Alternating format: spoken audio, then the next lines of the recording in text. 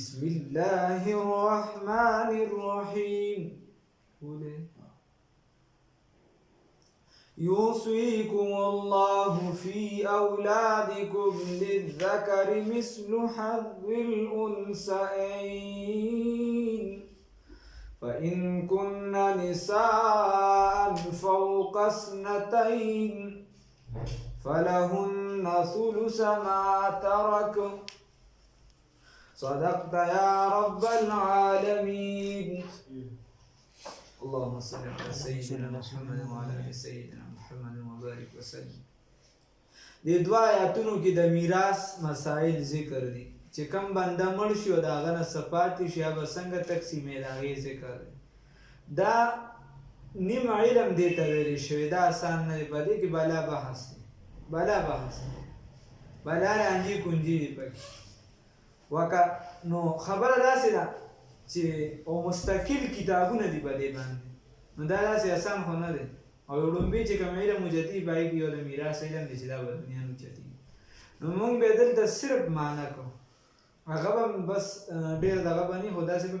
ورتېرېږو. نور کار دی کومه مساله چاته راځي صحیح، نو هغه به بیا دارالابتا طرف ته رجوع کوي، د دې خپل دار یو شي خپل سپېشلسټان. نو الله رب العزت دلته کې چې کومه خبره کړې ده د دې نه بیا نور بلا مسایل لوځي، نور بلا کیسې پیسې دی. نو دلته چې کومه کړې موږ به صرف د دغې معنا کوو، نور باقي مسایل او کیسې شته خو او وخت هم دومره نه دی. یوصیکم الله، حکم کوي الله رب العزت تاسو ته فی اولادکم په باره د اولاد ستاسو کې، وکذا فی سایر الورثه، څنګه چې تاسو ته په اولاد کې حکم کوي دا کشان په ټول ورثه کې. للذکر چې د سړي دپاره مثلو پشان حظ د حصې انثیین د دوه زنانو دي، چې د سړي دپاره د دوه زنانو برابري سره. فإن كنا بس که چېرته وي دغه بچیان نساء ټولې جینکې، اوس بچیانې چې دي نو دا جینکې دي، فوق اثنتین زیات د دوه نه، فلهن بیا د دې دپاره ثلثه درېیمه حصه ده ما د هغه مال نه ترکه چې پرېښي وي دغه مړي. اوس یو کس وفات شو د هغه نه مال پاتې شو، د هغه په اولاد کې صرف جینکې دي او هغه د دوه نه زیاتې دي. هله مسله یاده کړئ، جینکې دي او د دوه نه زیاتې دي، نو مال به درې حصې کړی شي، دا درېیمه حصه به دې ته ورکړی شي غونډه، او دا نور حصې بیا نور ورثاو باندې تقسیم شي. اوس بله مسله، وإن کانت او که چېرته وي واحدة دا یوه، که دا جینۍ یوه وي، جینۍ د جینۍ خبره ده، فلها د جینۍ دپاره ګوره اسلام دغه مقرر کړی، دا خو هسې دا خدای غرق کړي دي، دا چې میرا جسم میری مرضي، خدای تباه کړي دي، نن راوتی خدای غرق کړي دي. هغې طرف ته نورو ښځو م احتجاج کوم، هغه ښه به پرده د پردې د نن نه په هر په شرع په لحاظ سره برابر صحیح وه، و دې طرف ته چې دا لګیا و ګډې وډې نارې. الله مې وساتي. وإن کانت او که چېرته وي دا نو جینۍ او د ښځې دپاره اسلام چې کوم حق مقرر کړي دا یوې معاشرې نه دی ورکړی. الله مې وساتي د دې معاشره. وإن کانت او که چېرته وي دغه جینۍ واحدة یوازې دغه بچی یوه جینۍ وي صرف، فلها به د دې دپاره النصف بیا نیمه ده، د دې دپاره بیا نیمه ده.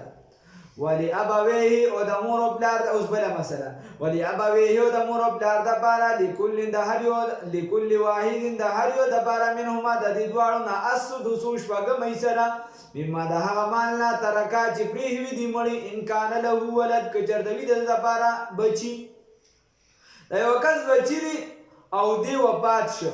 مور او پلار یې ژوندي دي، نو مور او پلار ته به د شپږمه میلاویږي، د یو ته شپږم او بل ته، او مثال په طور یو ته به شپږم او بل ته پنځم وغیره، خو لکه دغه میلو شو، دا نورې ټولې حصې به چا ته میلو شي؟ دا به دغه نورو بچو ته میلو شي. فإن لم یکن، اوس که اولاد یې نو، فإن لم یکن له، بس که چېرته نو د ده دپاره ولد اولاد، وورثه او وارثان د ده ابواه مور او پلارو، فلأمه نو بیا د مور دپاره الثلث درېیمه حصه ده. که چېرته اوس بچي نه و د سره اسم نو بیا د مور دپاره درېیمه حصه ده. فإن کان له اخوة، او نو د مور دپاره درېیمه حصه شوه، او دا دوه حصې چې دا خاوند له لاړې پلار دی. فإن كان له او که چرته وي د دې هلک دپاره اخوة رونه یا خویندې فلأمه. اوس خبره دا ده چې کله یو کس وفات شو او د ده مور او پلار ژوندي دي اولاد یې نشته، نو د ده په مال کې د رونو خویندو څه حصه نه کېږي که مور او پلار یې ژوندي. البته دومره کېږي چې د چا رونو خویندې وي، د چا رونو خویندې وي، نو بیا به چې دی نو د کس د مور ته شپږمه حصه میلاوي، بیا به دې ته صرف شپږمه میلاویږي، او که چېرته یې دغه نه نو بیا به درېیمه میلاویږي. فإن كان له که چېرته وي د دې دپاره اخوة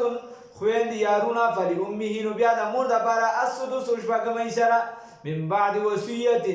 وروستو د پوره کولو د وصیت نه، یوصي چې وصیت کړی وي بها په دې سره، او دین یا قرض وي په یو کس باندې چې دی د الله احکامات پاتې دي، روجې پې پاتې دي، منځونه پې پاتې دي، نو چې دی کله مړ کېږي پکار دا ده چې دی وایي چې بهي زما نه د یو کال منځونه پاتې شوي دي، یا نو درېیمه حصه مال چې دی یا د خو په ژوند دغه کیسه ټوله ختمه کیسه پاتې کړي، زکات د خلکو نه پاتې شوي. تاسو اوس خپله خیال وکړئ، هر کس ته خپل کور ته خیال وکړي، د زنانو دېرش تولې کالي او موږ اوسه پورې زکات نه دی ورکړی، زموږ له راځي دا مسلې ډېرې وایي د کالي هم پکې لا زکات دي. الله دې معافي وکړي. ټول عمر یې تېر شوي، زکاتونه یې د نور موسمي د چا دېرش د چا څومره، الله دې معافي وکړي. نو که چېرته داسې یو بنده ته څه پاتې هغه دې وایي چې په وخت دې ورکړي، ورنه بیا چې کله مړ شي نو بیا به مال درې حصې کېږي، درېیمه حصه کې د ده قرضونه د ده دغه شیزان پوره کېږي، ټیک ده، که نه پوره کېږي نو بس بیا به د هغوی خوښه ده د ورثه، د ده پکې بیا څه کار نشته.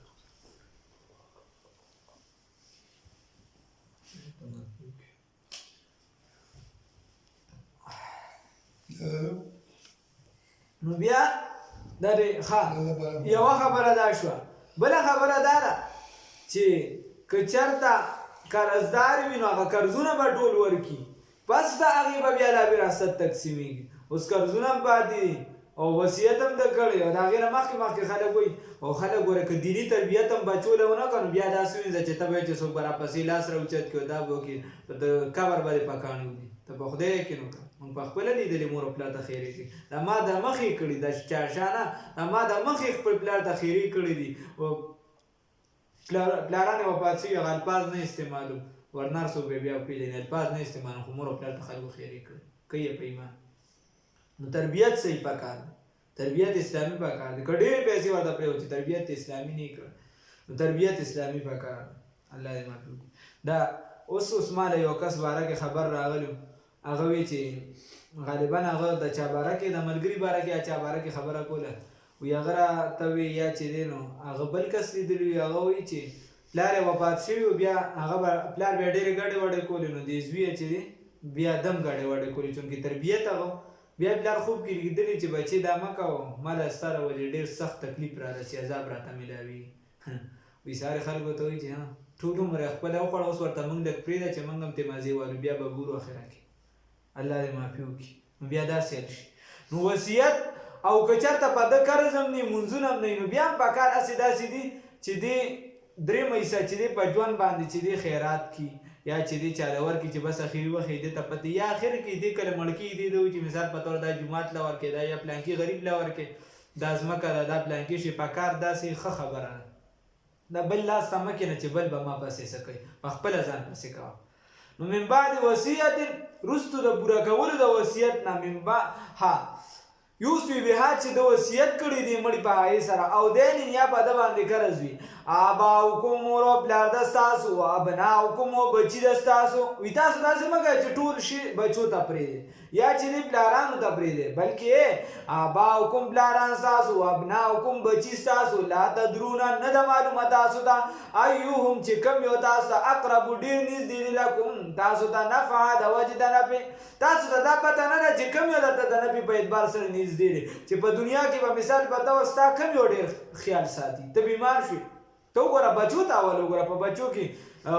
لوریانې څومره خیال ساتي او هلکان څومره خیال ساتي. تا ته څه پته ده چې دا زوی به مې پرېږدي او که دا لور به مې پرېږدي. بیا مور او پلار تا سره څه بیا د آخرت په حساب سره تا ته کم پیدا در رسي، مور او پلار پیدا در رسي او که بچی پیدا در رسی دا تا پته نشته فریضة من الله دا حکم دی دا الله د جانب نه ان الله یقینا الله رب العزت دا مقرر کړی شوی سری دا الله د جانب نه ان الله یقینا الله رب العزت کان دی علیما علم والا حکیما حکمت والا ولکم استاد اوس د خاوندانو د خزو کی سره ولکم استاد د بانس بونی ولا ما د هغه مالونو ترکا چې پرې دی ما د هغه مالونو ترکا چې پرې دی ازواجکم بیبیان استادو د خاوندانو چې کومې خزې دي هغه مړې شوي سړی کون شو نو ته د بني مال د خزې ملاویږي و ان لم یکن لهن ولد که چېرته د دې زنانو دپاره اولاد نه وي که د زنانو اولاد نه وي هله به دته نیمه ملاوي که د هغې اولاد وي دته بیا څلورمه ملاویږي فان کان لهن بس که چېرته وي د دغه زنانو دپاره ولد اولاد فلکم الربع نو بیا ستاسو دپاره سره څلورمه ده مما د هغه مالونو نه ترکنا چې پرېښي وي دغه زنانو من بعد وصیت رسو د پوره کولو د وصیت نه یوسینا چې یې وصیت کړي وي بها پای سره او دین یا قرض وي رسو د کولو د قرض نه ولهن الربع او د دې زنانو دپاره څلورمه حصه نو ګوره مسله کې معمولی فرق دی هلته که چېرته د دې هلک د سړي اولاد نو د دې زنانه اولاد نو او سړی خاوند ته به بیا نیمه ملاوېده او دلته که چېرته د دې سړي اولاد هم نه بیا هم زنانه ته څلورمه حصه ملاوېږي ولهن الربع د زنانه دپاره څلورمه حصه ده مما د هغه مال نه ترکتم چې پرېښي وي تاسو ان لم یکن لکم ولد که چېرته نه وي ستاسو دپاره اولاد ستاسو دپاره اولاد نه بیا به زنانو ته څلورمه ملاوېږي فإن كان لكم بس که چېرته وي ستاسو دپاره ولد اولاد فلهن ثمنو نو بیا به دې ماماګانو ته اتمه حصه ملاوېږي بیا به زنانو ته اتمه حصه ملاوېږي مما د هغه مال نه ترکتم چې تاسو پرېښي وي من بعد وصیت رسو د پوره کول د وصیت نه توصونه چې وصیت کړي تاسو بیا بای سره او دین یا رسو د کول د قرض نه اوس الله رب العزت یو بله خبره کوي وان کان رجل او که چېرته وي یو سړي یورثو چې وراثت اخیستلی شي د دې کلالة میراث دې میراث وي او امراتون یا ښځه میراث وي هېڅ هم نشته بس هسې بس سدم تشین دې څه شته نه نو الله رب العزت وایي ولهو د ده دپاره اخ او اختن یا رور وي او خور وي خو دا احیاپي ما شریکه چې د مور شریکه رور او خور وي ښه مور شریکه چې مور شریکه نه وي پلار شریکه وي یا د نورې کیسې وي نو هغه بیا د هغې دواړو حکم وروسته روان فلکل واحد نو بس د هر یو دپاره منهما بیا د دې دواړو نه السدس شپږمه حصه ده که چېرته رور وي او خور وي خو مور شریکې وي نو بیا به هر یو ته چې دي شپږمه ملاویږي او د هغې نور بچې دي ټول به ټوله څه ته ملاویږي خاوند ته وان کانو بس که چېرته اکثر من ذلک زیات د دې نه وي دا خو چې یو وي که د دې نه زیات وي فهم شرکا نو بیا دي شریکان دي فی الثلث په درېیمه حصه کې بیا به مال درې حصې شي درېیمه حصه به دې ته ملاویږي من بعد وصیت رسو د وصیت کول نه رسو د پوره کول د وصیت نه یوسا چې وصیت کړی شي بیا به یې سره او دین یا رسو د راکول د قرض نه غیر مضارن چې نه به وي چاته تکلیف ورکوونکي اوس دا وصیت به یو بنده دې لپاره نه کوي چې زما د وارث ته د سره مال پاتې نه شي یا نور هم پکې بلا خبرې کېدی شي ها وصیت من الله دا حکم د الله د جانب نه دی والله الله رب العزت علیم علم والا دی حلیم تحمل والا دی صبر کوونکی تلک حدود الله دا حدود د الله تعالی د دین دی و من یطع الله هغه چا چې تابعداري وکړله د الله رب العزت و رسوله او د الله د پیغمبر صلی الله علیه وسلم یدخله نو داخل بکړي شي دلته جناتین داسې جنتون ته تجري چې بهیږي به من تحتها الانهار لاندې ځای نه ولي خالدین بیا دی و همیشه پای کی وذالک الفوز العظیم و دا لویه کامیابی ده و من یعص الله هغه چا چې نافرمانی وکړه د الله پاک و رسوله د الله د پیغمبر صلی الله علیه وسلم